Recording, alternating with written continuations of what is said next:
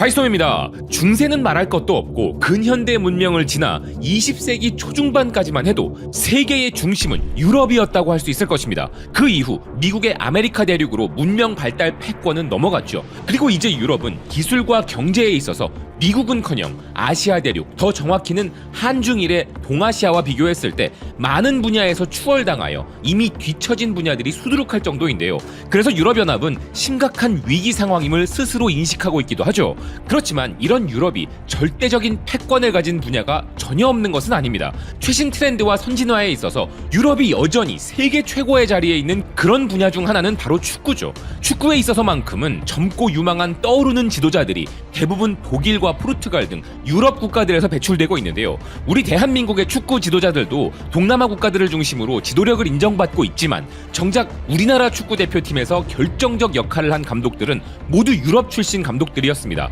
히딩크와 벤투에게 우리는 선진화된 축구를 이식받아 최고의 성과를 이루어냈었죠. 그런데 이렇게 축구에서처럼 우리나라가 최신 트렌드를 이끌고 전 세계에 가장 발달된 시스템을 전수해주고 있는 그런 스포츠 종목이 있다면 자랑스러운 일이 아니겠습니까? 그 위대한 스포츠 종목은 다름 아닌 양궁입니다. 양궁에 있어서만큼은 우리가 축구에서의 유럽이자 야구에서의 미국과 같은 위상을 갖고 있는데요. 이런 과감한 발언이 전혀 과장된 것이 아닌 근거는 2024 양궁 월드컵에 참가한 50개국 중 14개 나라의 지도자가 바로 우리 대한민국 출신의 감독들이었다는 사실입니다.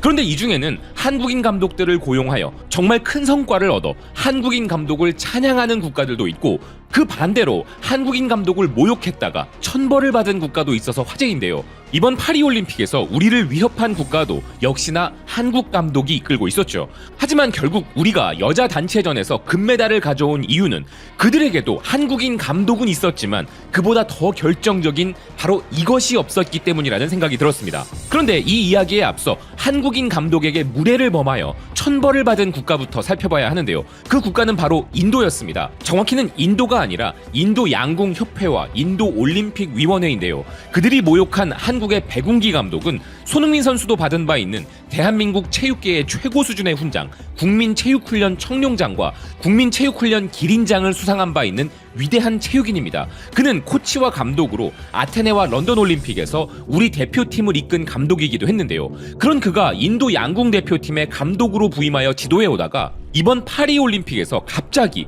인도 올림픽 위원회로부터 아주 모욕적인 처사를 당했는데 그 결과 그들이 천벌을 받게 된 것이었습니다. 인도 매체 힌두스탄 타임즈는 인도 양궁의 기량을 높인 것으로 알려진 한국인 감독이 인도와의 계약을 종료하길 원한다고 밝혔음을 전하고 있었는데요. 그는 인도 양궁 대표팀의 경기가 남았음에도 끝까지 이끌지 못하고 귀국하라는 통보를 받은 것에 분노했기 때문이란 것이었습니다. 인도 양궁협회는 그를 대표팀에 다시 포함시킬 방법을 찾기 위해 인도 올림픽 위원회와 협의하고 있었다고 하는데요. 기사는 과거 한국 대표팀을 이끌며 금메달을 2개나 딴 바 있는 감독을 이렇게 대우하는 것은 그에게 모욕적인 일이라 이야기하였습니다.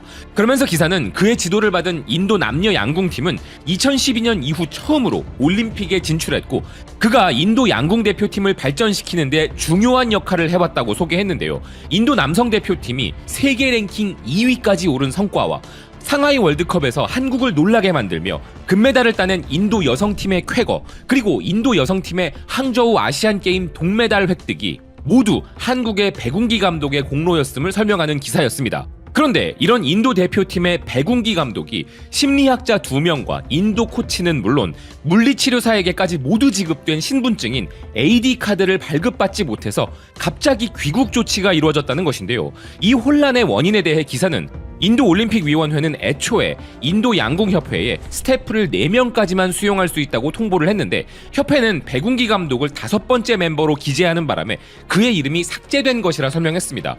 그래서 그는 자격을 인증받지 못한 채로 프랑스의 인도 대표팀으로 파견되었다는 것이죠.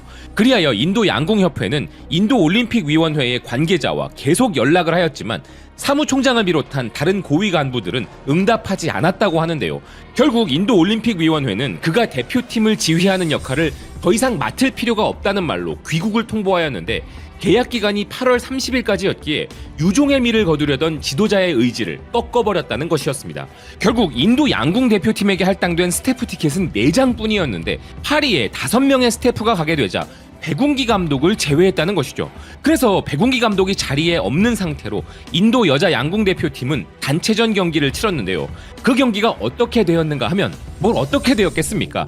지도자를 잃은 대표팀이 가질 수 있는 성과는 바로 초고속 광탈인 것이죠. 인도 여자 대표팀은 네덜란드와 붙은 8강에서 패하며 백운기 감독의 노력을 물거품으로 만들어버렸습니다. 양궁이란 종목은 특히나 지도자의 역할이 얼마나 중요한 종목인지를 다들 아실 텐데요. 인도 대표팀은 그들의 지도자를 경시한 것에 대한 대가를 치른 것입니다.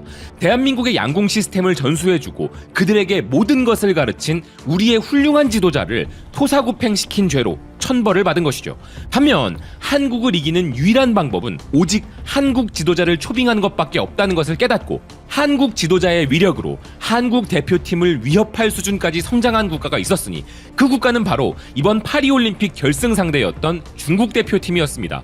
중국 매체 바이두의 기사 중에는 한국을 이기려면 한국 코치를 고용하라는 기사가 있었는데요.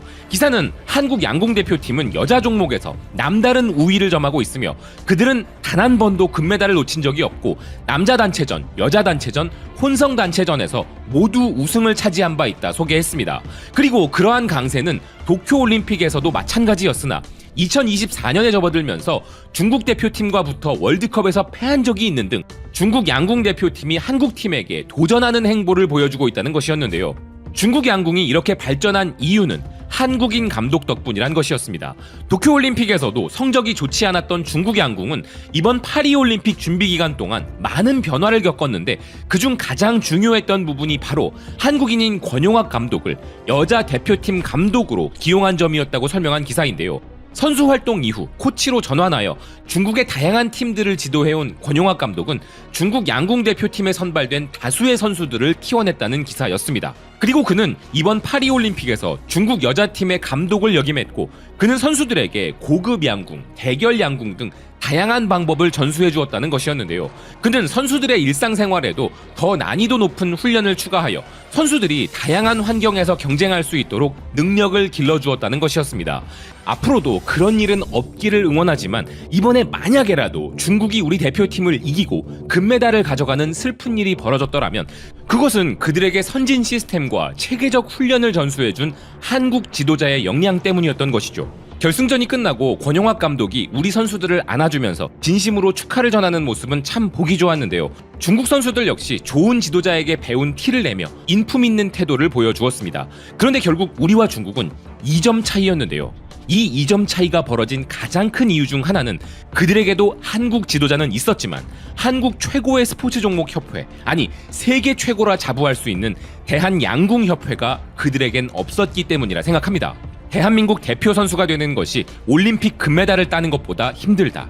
이미 우리가 잘 아는 대로 이전에 국가대표팀 선수였는지 여부는 새로운 대회의 선발 기준 자체가 될 수 없고 정정당당하게 오직 실력으로만 대표팀을 선발하는 것은 물론 유소년 단계부터 세계대회까지 철저한 협회 운영으로 세계적으로도 인정받는 단체가 바로 대한양궁협회입니다.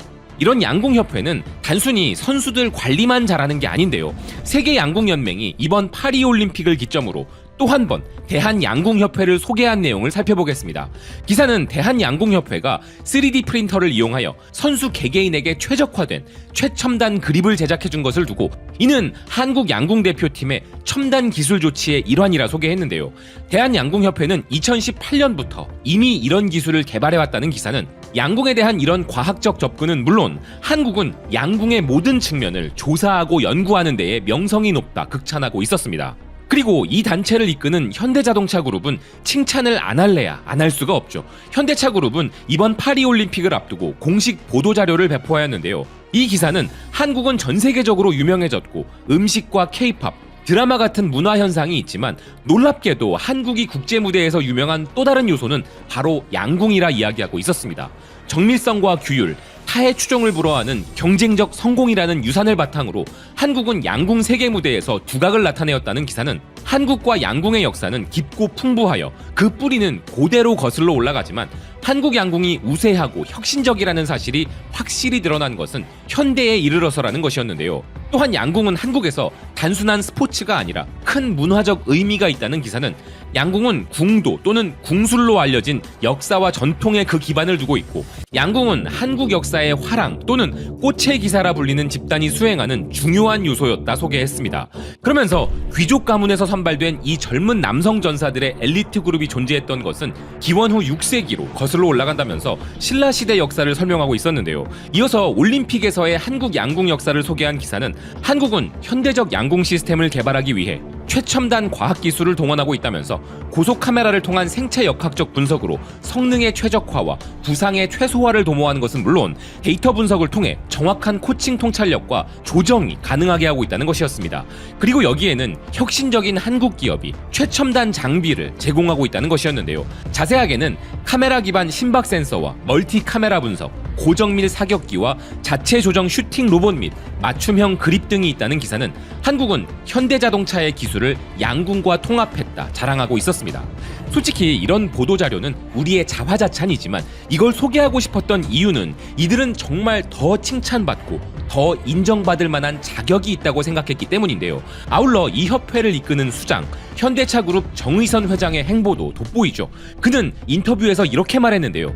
제가 운이 좋은 것 같다. 묵묵히 뒤에서 돕겠다. 선수들을 더 주목해달라. 선수들이 우승기념 인터뷰를 하면서 정의선 회장의 도움이 컸다는 말이 전혀 거북하게 들리지 않았던 이유는 현대차그룹과 정의선 회장이 한국 양궁을 40년간 지탱하며 보여준 모습 때문일 것입니다. 지금 이 순간에도 선수들의 철저한 식단 관리를 위해 주방장도 직접 섭외하고 선수들의 식당과 화장실의 이동거리까지 계산하고 있다는 양궁협회는 말뿐이 아니라 행동으로 그들의 역량을 증명해내고 있죠. 그런 그들이 더 대단해 보이는 이유는 양궁과는 달리 올림픽에 참담한 역사를 써버린 작금의 축구협회와 그 협회를 이끄는 회장과는 너무 비교되기 때문일 텐데요. 자랑할 일이 있으면 언제 어디서든 나타나면서 조금만 안 좋은 일 있으면 선수 뒤에, 감독 뒤에, 열심히 하는 사람들 뒤에 숨어버리는 협회장, 그리고 그런 협회와는 너무나 다른 행보이기 때문일 것입니다. 부디 더도 말고 대한민국 양궁협회만큼만 다른 종목들도 제대로 일해주길 바라는 마음인데요.